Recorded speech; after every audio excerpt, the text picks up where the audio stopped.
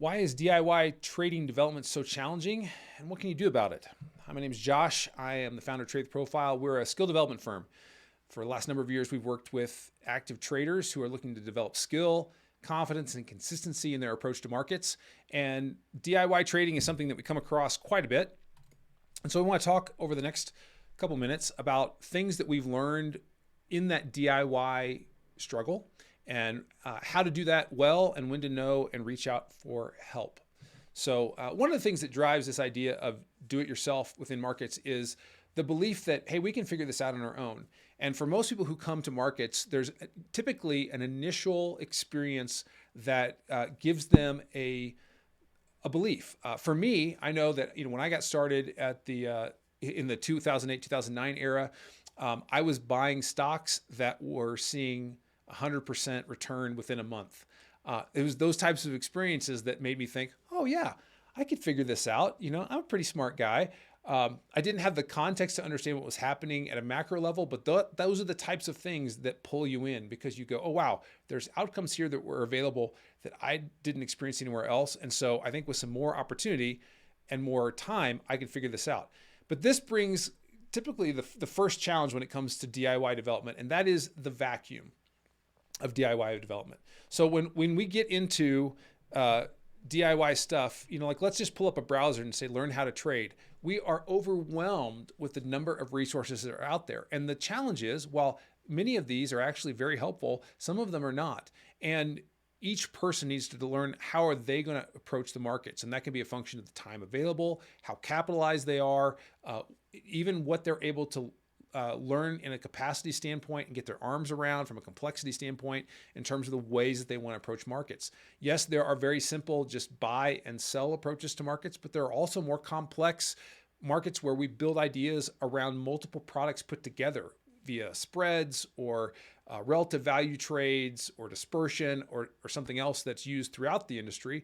And so, there's lots of ways to approach this, and you can just be overwhelmed to start.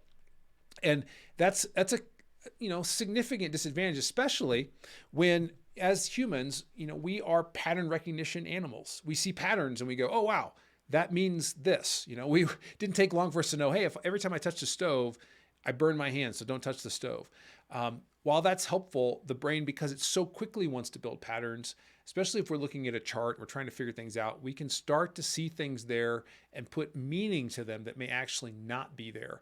And so be aware of that as you are building your skill and building your understanding in markets, especially from a DIY standpoint.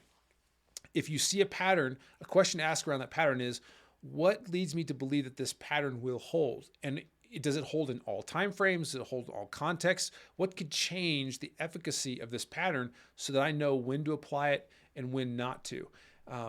In the past, there were key elements that you would have been able to leverage to learn how to invest and trade in a consistent way that we don't have. And that's specifically the fact that we've lost floor trading.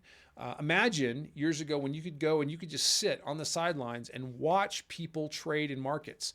If you were observant enough, you could see that certain people showed up on certain days. Certain people had different levels of capitalization. Certain people lost all the time. And that could teach you how to show up in markets in a way that was very osmotic.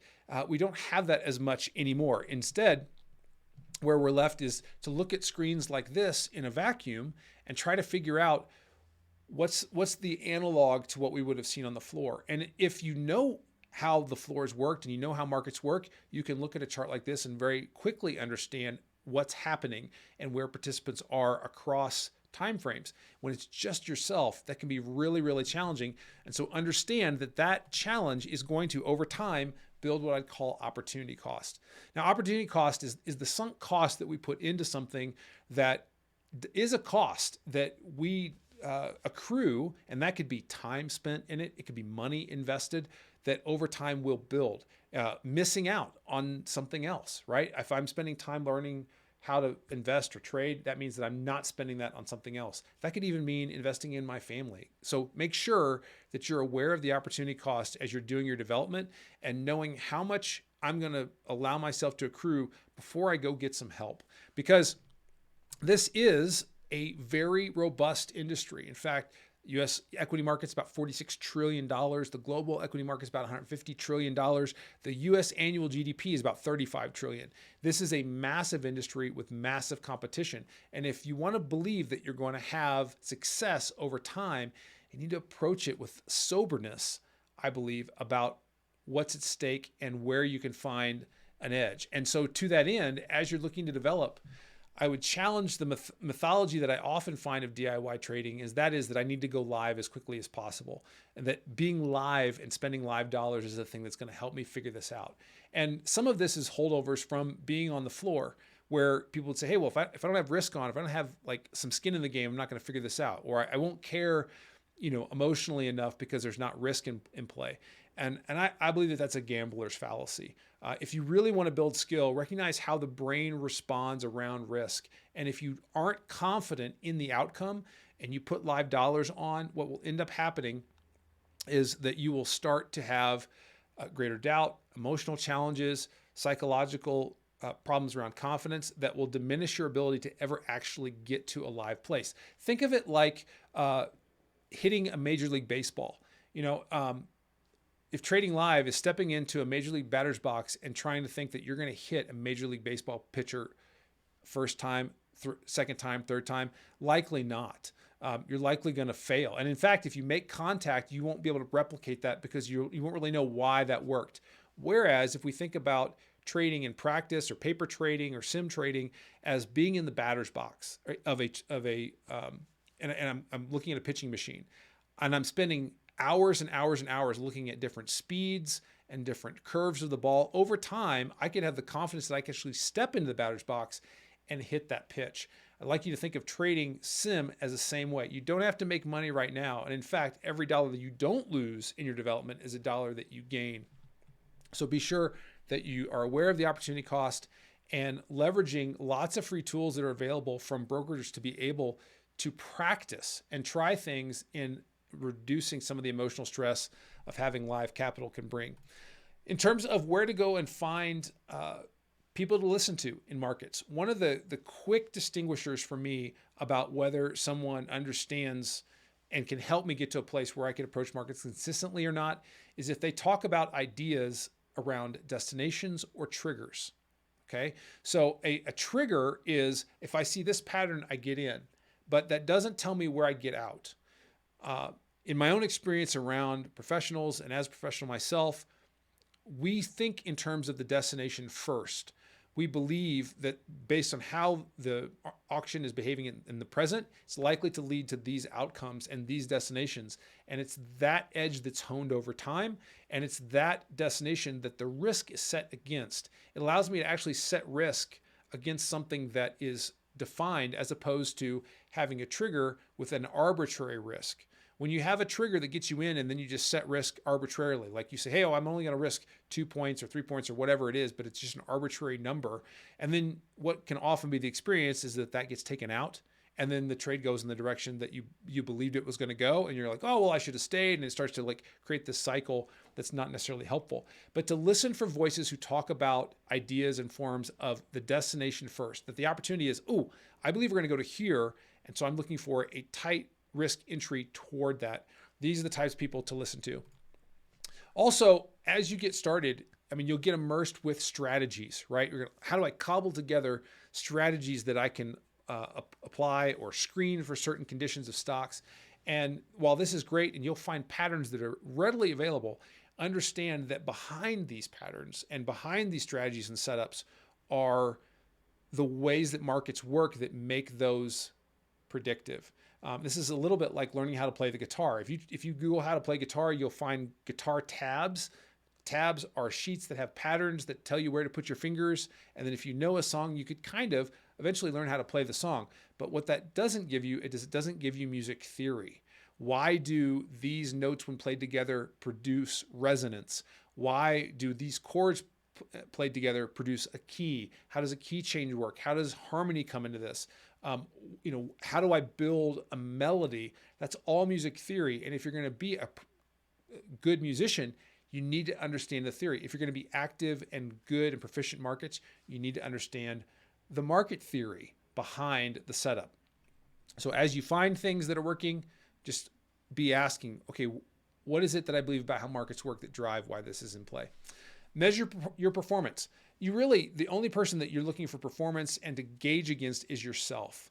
It's so easy to find people that are like, well, I made 100% or 10% or 100% or whatever, and we get enamored by those stories. And I would tell you from my experience and the experience of lots of others that growth in this industry is like a hockey stick. It's a lot of time trying to figure it out, and then it really takes off. So the best measure of performance, the plumb line, is yourself. What is your understanding? And finding a way to capture that via a journal, some way that you're reacting to what you're learning and what you're learning from the markets and those around you. And then finally, as you're spending time in this, and I know that there are lots of people that when investing is hard or trading's hard to figure out, they're going to say, hey, keep figuring this out. Don't give up. And I applaud that type of resilience and grit. I really do. And at the same time, you can have resilience and grit into a hole that you can't come out of. Set a poison pill. A poison pill is just an intentional statement of, hey, I'm going to give this X period of time in my life or X period of resources to develop. And, through that, I'm going to get to this level of understanding. And if you get to that, great, move the goalpost. But if you don't, let it be a place to say, hey, you know what? I tried to figure it out and it just wasn't for me. This is not something that I just have to figure out. There's other ways that I can grow wealth. There's other ways that I can get the goals and outcomes that I want. And so I'm going to do that in that way.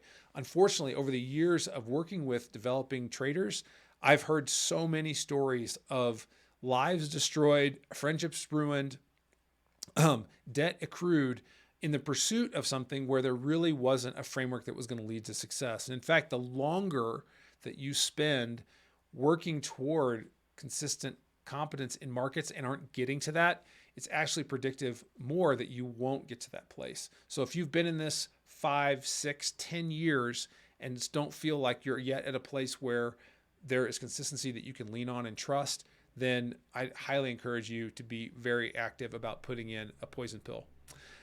As far as resources that are available to anyone that I would encourage you to check out, first, CME. The CME has excellent resources, the Chicago Mercantile Exchange, especially around futures. It is a large and robust market. The NYSE, the New York Stock Exchange, the OCC is the Options Clearing Council, has lots of information about strategies and how those markets work. The CBOE, the Chicago Board of Options Exchange, again, another institutional platform exchange that has lots of resources for developing investors and traders that's coming from a professional environment, not just from a retail understanding. And then Investopedia can be a great place to ask for ideas and learn the scope of what is all out there, right? I mean, you'll still have to verify that with your own experience, but these are great resources that are free and available to anybody that's out there. Finally, just leave you with some practices. One is to, again, make sure you're honest with yourself about what do you really want from trading? What outcome do you want? That can fuel what the intention looks like. If you just want this to be something that's an interest and it's a hobby, well, then you can approach it with that kind of intention. If you want it to be a career, well, think about any other career. What kind of intention, skill, education would you need to believe that you could get to that type of performance in a career? That's what you're going to need to bring to markets. What do I believe about how markets work? What's working, what's not working? As you're learning how markets work, if there's something that you believe that becomes a belief about how markets work, write that down, then question that. Okay, well, why do I believe that? What have I seen? What have I heard? Who did I hear it from? Where can I see that replicated? What other information would validate that so that I make sure that I'm building on a foundation that's solid and not just one that is really just a lot of trading lore that ultimately won't serve me. And then, how can I learn to think like a professional? Well, I've already given you a little bit of a clue in that, if thinking around the destination first. And that's the last thing I'd offer is just a tool that's freely available on our website is tradersprofile.com/4 questions. There are 4 questions that we ask and answer every time before we place a trade that are crucial, I believe. And in fact, if you don't answer these questions, that you can save yourself a lot of trouble by just not placing a trade, period. So I hope that's been helpful in your DIY journey and why it can be challenging and some ways to do that are helpful. And love to see any comments or questions you have. And we'll talk to you next time. Peace.